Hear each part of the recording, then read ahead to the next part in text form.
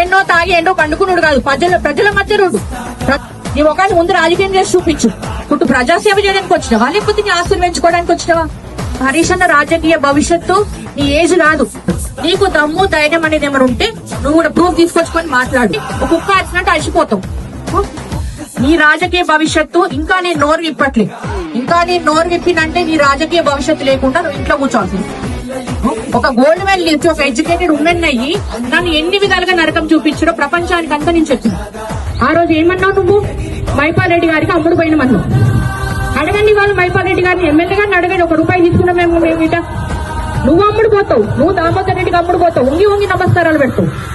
నీకు సొంత ఇంట్లో అన్నకి వదిన కాలు మొక్కే రీతి లేదు, కానీ నీ పదవుల కోసం నీ ఆస్తులు కాపాడుకోవడం కోసం నువ్వు కాలు మొక్కుతుంటావు. వారే విని సొంత ఇంట్లోనే అన్నకి వదినకి న్యాయం చేయనోడు జనాలకు ఏం న్యాయం చేస్తాడు? ముందు నువ్వు తల్లిని గౌరవించడం నేర్చుకో, తర్వాత రాజకీయం చేస్తూ ప్రజల సమస్యలు తీరుతూ. అసలు నా నమ్మి ఆ జనాలు ఎట్లా వస్తే నాకు ఇప్పటివరకు అర్థం కాదు. ఇంకా మున్సిపల్ ఎలక్షన్ లో ఒక లేడీ మాట్లాడుతుంది, నేను ఒక ఛానల్లో చూసినా, 50 లక్షలు ఇస్తే కానీ టికెట్ ఇవ్వనడంట. మరి నువ్వేం రాజకీయ నాయకుడివి? ఏదో ప్రెస్ మీట్ లో ఒక 6 నెలలకు ప్రెస్ మీట్కి వచ్చి ఇష్టం వచ్చినట్టు మాట్లాడుతూ మళ్ళీ పోయి ఎన్నో పట్టుకుంటావు. ప్రతి ఒక్కరు అంటారు అమ్మించుకుంటారు, ఎప్పుడు చేసినా ఫోన్ స్విచ్ ఆఫ్. నువ్వు అన్ని రాజకీయాలు అనుకుని ఇంట్లో కూర్చో. మొన్న మున్సిపల్ ఎలక్షన్ లో చూపించావు కదా, నీకు దమ్ము ధైర్యం లేక రాజకీయాలు మానేసి ఇంట్లో కూర్చో. ఎన్ని విధాలుగా నరకం చూపించినావో నీ అన్నం చూసి నీ వదిన చూసి ప్రపంచానికి అర్థమైంది. As a lady BRS women leader అని నేను చెప్తున్నా. నాకు ఈ అవకాశం ఎప్పుడు వస్తుందా అని చాలా రోజులు నేను చూస్తున్నాను. ఈ రోజు నాకు అవకాశం కల్పించిన థ్యాంక్ యూ సో మచ్ అన్న. ఎందుకంటే నాకు ఇది చాలా ఆవేదన.